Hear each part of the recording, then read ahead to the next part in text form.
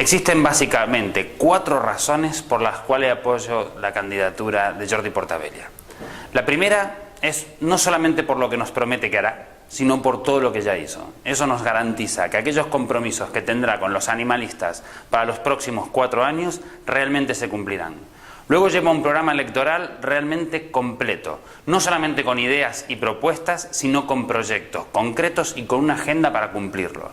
Y eso también para nosotros es determinante. Nos garantiza avances significativos para los animales en la ciudad de Barcelona.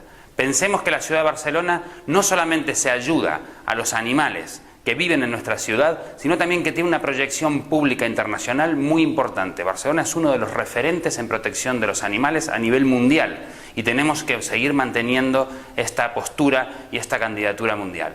El tercer elemento por el cual apoyo a Jordi Portabella es porque lo conozco como persona. Sé que su sensibilidad por los animales es real, no es simplemente electoralista. Y el cuarto elemento es porque creo en este modelo político, un modelo de teoría de conjuntos, donde también participen las ONGs. Eso es un elemento inteligente, además que interesante.